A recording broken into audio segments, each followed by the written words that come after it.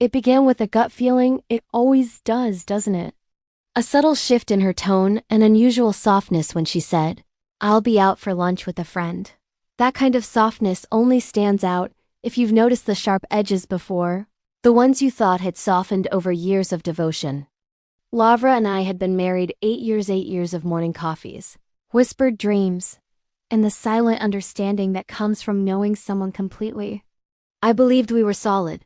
Sure, we had disagreements, but who didn't? I chalked it up to life's natural wear and tear.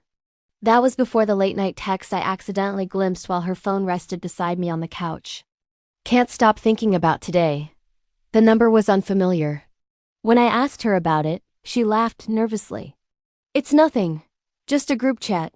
You know how girls are." I nodded, not pressing further. That night, lying beside her, staring at the ceiling, I knew something was off. Something deeply wrong. Weeks later, her lunch dates grew more frequent, her excuses thinner. I realized I had to act. I'm not proud of what I did next, but I went through her phone when she left it unattended. The texts I found weren't subtle, they were explicit. Her friend, Eric, was more than a casual companion. Their messages dripped with emotional intimacy, the same connection I thought we still shared. A wave of nausea, anger, and humiliation hit me. My wife, my Lavra, was having an affair. Not just a fling, this was full-blown emotional betrayal. For a week, I carried the secret in silence, weighing my options. Confront her? Leave? Beg for explanations? I did none of that. Instead, I plotted carefully, methodically. It began with research. A few social media rabbit holes revealed Eric's background: a colleague of Laura's, a sales representative, and married.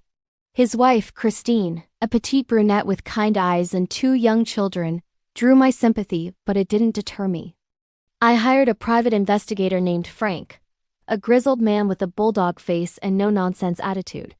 His photos confirmed everything: them leaving hotels together, laughing with arms brushing, even a shot of them kissing in her car.